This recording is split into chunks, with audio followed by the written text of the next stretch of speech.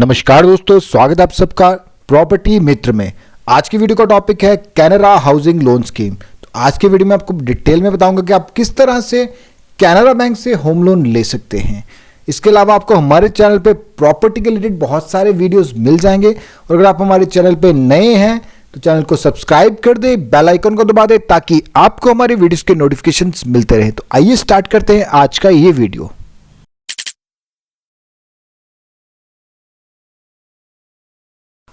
Canara bank housing loan scheme.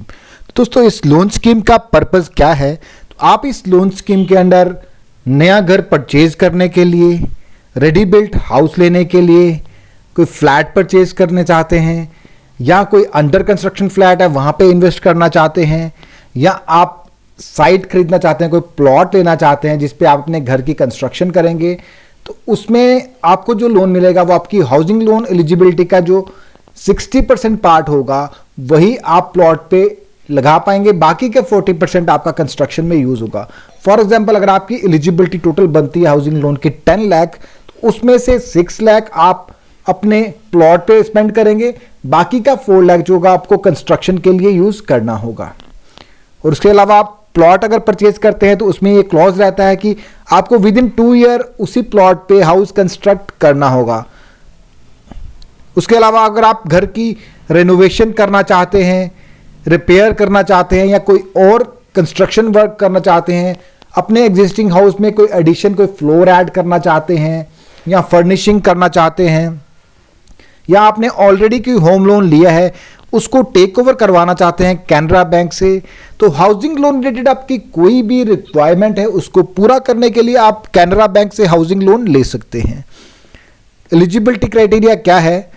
तो कोई भी इंडियन सिटीजन, चाहे वो सैलरीड है या नॉन सैलरीड है, कोई भी उनका वैलिड इनकम प्रूफ है तो वो लोग इस लोन स्कीम का लाभ उठा सकते हैं। सैलरीड जो है उनके लिए जो मिनिमम सर्विस क्राइटेरिया रखा गया है दैट इज 2 ईयर सर्विस, 2 साल की उनकी सर्विस होनी चाहिए, वो भी कंफर्म होने चाहिए सर्विस में, तभी वो इस लोन स्कीम का लाभ उठा पाएंगे। उसके अलावा अगर आप नॉन सैलरीड हैं, चाहे बिजनेस कर रहे हैं, self employed professional like doctor, CA, engineer, chartered accountant, उस केस में आप जिस भी प्रोफेशन में हैं लास्ट 3 ईयर से आप सेम प्रोफेशन में होने चाहिए। और एज की बात करें तो कम से कम जो एज है वो 18 ईयर्स एंड अबव होनी चाहिए, क्योंकि अगर आप कोई भी लोन लेना चाहते हैं तो 18 ईयर से ज़्यादा आपकी एज होनी चाहिए। 18 ईयर से अगर आपकी कम एज है तो आपके साथ जो भी कॉन्ट्रैक्ट किया जाएगा वो नल एंड वॉइड होगा, इसलिए 18 ईयर से कम जो लोग हैं वो किसी तरह का भी लोन नहीं ले सकते हैं। तो 18 ईयर से अबव आपकी एज होनी चाहिए। और जो बोरोअर है जब वो लोन के लिए अप्लाई करेगा उसकी एज 60 ईयर से कम होनी चाहिए। 60 ईयर से अगर आपकी ज़्यादा एज हो गई है तो आप इस लोन स्कीम का लाभ उठा नहीं पाएंगे। और उसके अलावा अगर आपकी एज 60 ईयर से ज़्यादा है तो वो कोई 60 ईयर से ज़्यादा अगर आपकी एज हो गई है तो आप इस लोन स्कीम का लाभ नहीं उठा पाएंगे। कुछ स्पेशल केसेस में बैंक अलाउ करता है पर ये केस टू केस वेरी करेगा। अब बात करेंगे मैक्सिमम लोन अमाउंट आपको कितना दिया जाएगा। तो हाउसिंग लोन जब आप अप्लाई करते हैं तो उसमें मोस्टली कोई भी मैक्सिमम अमाउंट नहीं रहता, ये डिपेंड करता है टोटली आपकी प्रोजेक्ट कॉस्ट और आपकी रिपेइंग कैपेसिटी पे। तो जितना आपका प्रोजेक्ट कॉस्ट होगा उसी के हिसाब से आपको लोन मिलेगा और उसके बाद में देखा जाएगा कि आपके प्रोजेक्ट कॉस्ट के हिसाब से क्या आपकी उतनी रिपेइंग कैपेसिटी है, क्या आप अपनी सैलरी से या बिजनेस से उतनी ईएमआई पे कर सकते हैं। ये सब चीज़ों को देखने के बाद ही आपको ये लोन ऑफर किया जाता है। बट अगर आप रिपेयर या रेनोवेशन के लिए लोन ले रहे हैं तो उस केस में 15 लाख का कैप रखा गया है। रिपेयर या रेनोवेशन के केस में 15 लाख से ज़्यादा आपको नहीं मिलेगा। बट अगर आप कंस्ट्रक्शन के लिए ले रहे हैं या आप फ्लैट खरीदना चाहते हैं, किसी का पुराना घर खरीदना चाहते हैं या रेडी बिल्ट हाउस कोई नया घर खरीदना चाहते हैं, तो उसके लिए जो क्राइटेरिया रखा गया है जितनी भी आपकी ग्रॉस इनकम होगी, एनुअल साल की इनकम है, उसको 6 से मल्टीप्लाई कर लीजिए, उतना लोन आपको मैक्सिमम मिलेगा। तो ये डिपेंड करेगा आपकी इनकम पे और आपकी प्रोजेक्ट कॉस्ट पे, तो उसी के हिसाब से आपको लोन दिया जाएगा। और उन दोनों में से जो कम होगा विच इज लोअर, दोनों में से जो कम होगा, फॉर एग्जाम्पल अगर आपकी प्रोजेक्ट कॉस्ट जो है वो 20 लैक्स है और 6 से मल्टीप्लाई करेंगे आपकी सैलरी को, तो वो अगर 15 लाख बनती है या 10 लाख बनती है, उतना ही लोन आपको दिया जाएगा। इन दोनों में से जो भी कम होगा। फिर भी अगर आपको कोई कंफ्यूजन है तो आप नीचे कमेंट बॉक्स में मुझे क्वेश्चन पूछ सकते हैं, तो मैं डेफिनेटली आपके सवाल का जवाब देने की कोशिश करूंगा। उसके बाद में बात करेंगे लोन मार्जिन की। तो आपकी अपनी कंट्रीब्यूशन क्या रहेगी। जैसे आप होम लोन लेंगे तो ये डिपेंड करेगा अमाउंट पे, अमाउंट टू अमाउंट वेरी करता है। अगर आप न्यू हाउस ले रहे हैं, न्यू फ्लैट ले रहे हैं, तो उस केस में आपको जो अप टू 30 लाख 10% मार्जिन रहेगा। अगर आप 30 लाख तक का लोन ले रहे हैं तो 10%। फॉर एग्जाम्पल अगर आप 30 लाख ही ले रहे हैं तो 10% के हिसाब से 3 लाख आपको खुद से देना होगा, 27 लाख आपको बैंक लोन दे देगा। और अगर आप जो लोन ले रहे हैं 30 to 75 लाख के बीच में है, तो उस केस में 20% मार्जिन रहेगा। और अगर आप जो अमाउंट लोन ले रहे हैं वो 75 लाख से अबव है, तो उस केस में 25% मार्जिन रहेगा। 25% आपकी अपनी कंट्रीब्यूशन रहेगी और बाकी का जो 75% है वो आपको एज लोन बैंक से मिल जाएगा। बट अगर आप ओल्ड हाउस ले रहे हैं किसी से, किसी का बना बनाया घर खरीद रहे हैं जो कि 10 साल से ज़्यादा पुराना है, तो उस केस में आपको 25% आपको खुद से देना पड़ेगा। 25% आपका मार्जिन रहेगा, वो डिपेंडेंट नहीं रहेगा अमाउंट पे, चाहे वो कितनी भी आपकी प्रोजेक्ट कॉस्ट है, बट उस केस में आपको 25% मार्जिन ही दिया जाएगा। और एक चीज़ और है, अगर आप फॉर एग्जाम्पल रजिस्ट्रेशन चार्जेस जो होते हैं, स्टैम्प ड्यूटी जो होती है, इन चीज़ों को अगर आप लोन अमाउंट पे इंक्लूड करना चाहते हैं तो वो आप इंक्लूड नहीं कर पाएंगे। ये बस उसी केस में होगा जहां आपकी प्रोजेक्ट कॉस्ट जो है 10 लाख या 10 लाख से कम होगी। 10 लाख से ज़्यादा अगर आपकी प्रोजेक्ट कॉस्ट हो जाएगी तो स्टैम्प ड्यूटी, रजिस्ट्रेशन या डॉक्यूमेंटेशन चार्जेस को आप लोन अमाउंट पे इंक्लूड नहीं कर पाएंगे, वो आपको खुद से देने पड़ेंगे। तो रेट ऑफ इंटरेस्ट की बात करें तो these are always subject to change. तो अभी के जो रेट ऑफ इंटरेस्ट हैं वो आप वेबसाइट पे देख सकते हैं। अभी के जो रेट है आप अपनी स्क्रीन पे देख पा रहे हैं, विजिबल हैं। जैसे कि आप देख पा रहे हैं होम लोन रेट्स, ये कैटेगरीज बनाई गई हैं आपके रिस्क स्कोर पे dependent, CS1, CS2, CS3, CS4। तो CS4 जो है वो सबसे लोवेस्ट कैटेगरी है और इसमें जो आपको रेट ऑफ इंटरेस्ट चार्ज किया जा रहा है वो हाईएस्ट रहेगा, दैट इज 8.90%। और CS1 है जिसमें आपका क्रेडिट स्कोर सबसे ज्यादा है, तो उस केस में आपको 6.95 ही चार्ज किया जा रहा है। तो इंटरेस्ट रेट जो है that is ranging from 6.95 to 8.90%। इसमें से आपको 7% भी लग सकता है, 740 भी लग सकता है, 890 भी लग सकता है। तो ये बैंक आपकी रेटिंग करेगा आपके सिबिल स्कोर को लेके, आपकी प्रोफाइल को लेके, आपके सारी चीज़ों को एनालाइज करने के बाद आपको बैंक एक रेटिंग देगा, उसके हिसाब से ही आपको जो है इंटरेस्ट रेट चार्ज किया जाएगा। बट इंटरेस्ट रेट जो है वो 6.95 से 8.90 के बीच में रहेगा। और interest rate are always subject to change. अब जब भी मे बी आप अगर आप ये वीडियो 1 महीने के बाद देख रहे हैं, 2 महीने के बाद देख रहे हैं, तो मे बी उस टाइम पे रेट्स कुछ और होंगे। तो आप लेटेस्ट रेट्स हमें नीचे कमेंट बॉक्स में कमेंट करके पूछ सकते हैं। उसके बाद में लोन सिक्योरिटी की बात करें तो आप जो भी हाउस या फ्लैट खरीद रहे हैं या आप यहां कंस्ट्रक्शन कर रहे हैं, तो आपकी जो प्रॉपर्टी होगी उसकी इक्विटेबल मॉर्गेज की जाएगी। आपके ओरिजिनल टाइटल डीड्स जो भी होंगे प्रॉपर्टी के वो बैंक के पास रहेंगे जब तक कि आप पूरा लोन रिपे नहीं कर देते। जब आप पूरा लोन रिपे कर देंगे तो आपके टाइटल डीड्स आपको लौटा दिए जाते हैं। इनकेस अगर आप डिफॉल्ट करेंगे, लोन को रिपे नहीं करेंगे, तो बैंक को आपकी प्रॉपर्टी को सेल भी कर सकता है। रीपेमेंट पीरियड, तो रीपेमेंट पीरियड की बात करें तो मैक्सिमम जो आपको रीपेमेंट पीरियड मिलेगा दैट इज 30 ईयर्स, 30 साल मिलेंगे आपको लोन चुकाने के लिए। बट ये टोटली डिपेंड करेगा आपकी एज पे। फॉर एग्जांपल अगर आपकी एज आज 35 ईयर्स है तो आज आप लोन लेते तो आपको पूरा 30 साल का टाइम मिलेगा, क्योंकि 65 ईयर्स तक आप इस लोन को चुका देंगे। और मैक्सिमम जो आपको टाइम मिलेगा वो 75 ईयर्स का है। 75 ईयर्स के अंदर अंदर आपको सारा लोन रिपे करना है। फॉर एग्जांपल अगर आप ये लोन लेते हैं 50 ईयर्स में, तो 50 + 30 दैट इज 80। तो इतना टाइम आपको नहीं मिलेगा, आपको 25 ईयर्स मिलेंगे, क्योंकि 75 ईयर्स के अंदर अंदर आपको ये लोन रिपे करना है।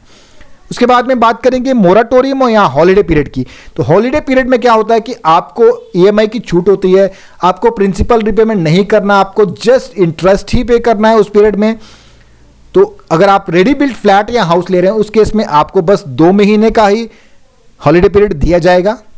बट अगर आप कंस्ट्रक्शन कर रहे हैं तो उस केस में आपको 24 मंथ्स का हॉलीडे पीरियड दिया जाएगा या आपकी कंस्ट्रक्शन कंप्लीट होने के बाद 2 महीने का पीरियड आपको दिया जाएगा। तो ये डिपेंड है करेगा आप जो भी जल्दी होगा इन दोनों में से जो भी पहले हो जाएगा। फॉर एग्जांपल अगर आप कंस्ट्रक्ट कर रहे हैं कोई हाउस, आपने 10 महीने में उसको कंस्ट्रक्ट कर दिया, तो 10 उसके बाद में बैंक आपको 2 महीने और देगा, तो 12 महीने के बाद आपकी रिपेमेंट स्टार्ट हो जाएगी। बट अगर आपकी कंस्ट्रक्शन जो है वो 24 महीने में खत्म हो रही है तो आपको पूरा 24 महीने का हॉलीडे पीरियड दिया जाएगा। फिर अगर आप कंस्ट्रक्शन के लिए 36 मंथ्स लगा रहे हैं तो भी आपको 24 मंथ्स का टाइम दिया जाएगा, क्योंकि 24 मंथ्स का टाइम जो है वो मैक्सिमम है। उसके अलावा अगर कोई बिल्डिंग कंस्ट्रक्ट हो रही है जिसमें फ्लैट कोई बन रहा है, आप उस बिल्डिंग में फ्लैट खरीद रहे हैं, तो उस केस में आपको 36 मंथ्स का टाइम दिया जाएगा from the date of first disbursement. जब आपको पहला डिसबर्समेंट दिया गया था तब से आपका 36 मंथ्स का टाइम दिया जाएगा लोन रिपेमेंट के लिए, हॉलीडे पीरियड। बट अगर आप वो जल्दी कंस्ट्रक्ट हो जाता है तो कंस्ट्रक्शन के बाद आपको 2 महीने, तो इन दोनों में से जो भी जल्दी होगा। तो इसमें अगर आपको कुछ कंफ्यूजन रह गई तो आप मुझे नीचे कमेंट बॉक्स में कमेंट करके पूछ सकते हैं। उसके अलावा बात करेंगे प्रोसेसिंग चार्जेस की। तो nominal processing charges 0.5%, minimum 1500, maximum 10,000। तो मैक्सिमम जो आपको प्रोसेसिंग चार्जेस देने पड़ेंगे दैट इज 10,000। और बहुत बार बैंक्स के प्रोसेसिंग चार्जेस का वेवर रहता है, उस टाइम पे लेंगे तो ये चार्जेस भी आपको वेव ऑफ हो सकते हैं। कम से कम 5 से 10 हज़ार तक का आपको फायदा हो सकता है। उसके अलावा और भी बहुत सारे चार्जेस होते हैं जो कस्टमर को बेयर करने पड़ते हैं at the time of applying for home loan. उसमें आता है एक आपका लीगल ओपिनियन चार्जेस, जो कि बैंक का एक पैनल लॉयर होता है, वो आपकी प्रॉपर्टी की लीगल ओपिनियन रिपोर्ट देता है और उसके चार्जेस होते हैं। वो देखता है कि प्रॉपर्टी जो उसके टाइटल क्लियर है, free from all type of encumbrances, कोई उस पर केस नहीं, कोई डिस्प्यूट नहीं है। तो क्लियरेंस देने के लिए वो उसके कुछ चार्जेस होते हैं, वो भी कस्टमर को बेयर करने पड़ते हैं। अराउंड मेरे ख्याल से वो 2 से 3 हज़ार या 4 हज़ार के बीच में रहेंगे। उसके बाद में आपकी जो प्रॉपर्टी है उसकी वैल्यूएशन की जाएगी, जो कि बैंक का अप्रूव्ड वैल्यूअर करेगा। उसके वैल्यूएशन के चार्जेस भी कस्टमर को बेयर करने पड़ेंगे, जो कि आजकल 8 to 9,000 वैल्यूअर ले रहे हैं, तो वो भी कस्टमर को ही बेयर करने पड़ेंगे। उसके अलावा वो एस्टिमेट भी देगा, एक जो वैल्यूअर होगा वो एस्टिमेट देगा आप जो कंस्ट्रक्शन कर रहे हैं कितना खर्चा आएगा, वो भी बैंक को रिक्वायर्ड होता है और वो एस्टिमेट भी वैल्यूअर ही देगा। उसके अलावा स्टैंप ड्यूटी, अगर आपकी स्टेट में किसी तरह की कोई स्टैंप ड्यूटी एप्लीकेबल है तो वो भी आपको पे करनी पड़ेगी। प्री पेमेंट, तो इस होम लोन में किसी तरह की कोई प्रीपेमेंट पेनल्टी नहीं रखी गई है। आप टाइम से पहले इस लोन को चुका सकते हैं, आपको कोई भी पेनल्टी नहीं देनी पड़ेगी। अब बात करेंगे डॉक्यूमेंटेशन की। तो डॉक्यूमेंटेशन में एक तो एप्लीकेशन फॉर्म है जो कि आपको बैंक से मिलेगा, आप भरेंगे, क्योंकि इसमें आपको बैंक पूरी तरह से गाइड करता है कि क्या क्या डॉक्यूमेंटेशन देनी है। इनफैक्ट आपको हेल्प भी करता है। और होम लोन जो एक बैंक का फेवरेट लोन होता है, क्योंकि होम लोन में बैंक 100% सिक्योर होता है, उसमें बैंक को रिस्क बहुत कम होता है, क्योंकि आपकी प्रॉपर्टी बैंक के पास रहती है। इनकेस कुछ प्रॉब्लम हुई तो बैंक आपकी प्रॉपर्टी सेल कर देता है, तो इसमें बैंक का लीस्ट रिस्क रहता है। अमाउंट काफ़ी ज़्यादा जाता है, पीरियड काफ़ी लंबा रहता है और बैंक को काफ़ी लंबे टाइम के लिए उसकी कमाई मिलती रहती है। इसलिए होम लोन में बैंक ज़्यादा इंटरेस्टेड रहते हैं, ज़्यादा एग्रेसिवली इस चीज़ को प्रमोट भी करते हैं। तो इसमें आपको फॉर्म तो आपको बैंक से मिल जाएगा, डॉक्यूमेंटेशन की बैंक से सपोर्ट मिल जाएगी। बस मोटा मोटा मैं आपको बता देता हूँ, एक आपको सेल डीड देनी है। अगर आप सेल कुछ खरीद रहे हैं, घर खरीद रहे हैं, प्लॉट खरीद रहे हैं, तो आपको sale deed, agreement for sale, approved plan की, अगर आप कंस्ट्रक्शन कर रहे हैं तो आपका जो अप्रूव्ड प्लान है उसकी कॉपी चाहिए होगी, एनओसीज चाहिए होंगी आपको जो आपकी लोकल अथॉरिटीज से। उसके बाद में केवाईसी तो मैंडेटरी है ही, जो कस्टमर ले रहा है उसका केवाईसी, इनकम प्रूफ जो कि डिपेंड करेगा प्रोफेशन पे। अगर आप सैलरीड हैं तो आपकी जो लास्ट 3 सैलरी स्लिप्स होंगी वही आपका इनकम प्रूफ कंसीडर किया जाएगा। और सैलरीड को लास्ट 2 ईयर का फॉर्म 16 या आईटीआर की कॉपीज देनी पड़ेंगी। बट नॉन सैलरीड के केस में सैलरी स्लिप तो रहती नहीं है, तो उनका जो आईटीआर होता है वही उनका इनकम प्रूफ कंसीडर किया जाता है। तो आपको कम से कम लास्ट 3 साल की इनकम टैक्स रिटर्न की कॉपीज देनी होंगी, अपने बिजनेस का प्रूफ देना होगा, अपने profit and loss statement, balance sheet, तो ये सारी चीज़ें आपको प्रोवाइड करनी होंगी। उसके अलावा अगर आपका एग्जिस्टिंग कोई अकाउंट चल रहा है, सैलरी अकाउंट किसी और बैंक के साथ है, तो उसकी स्टेटमेंट आपको देनी पड़ेगी। तो ये सारी डिटेल्स काफ़ी हैं, मतलब इतने डॉक्यूमेंटेशन काफ़ी है। अगर आप लोन अप्लाई कर रहे हैं किसी भी बैंक के साथ, ये सारी डॉक्यूमेंटेशन आप प्रोवाइड करेंगे तो आपको इजीली लोन मिल जाएगा। फिर भी अगर आपके कोई डाउट्स हैं, क्वेरीज हैं, तो नीचे कमेंट बॉक्स में कमेंट करके ज़रूर पूछ लें। मैं डेफिनेटली कोशिश करूंगा आपको क्वेरीज को सेटिस्फाई करने की। तो दोस्तों कैसा लगा आपको आज का ये वीडियो, कमेंट बॉक्स में कमेंट करके ज़रूर बताएं। अगर आपको ये वीडियो पसंद आए तो वीडियो को लाइक करें, चैनल को सब्सक्राइब करें। Thank you for watching.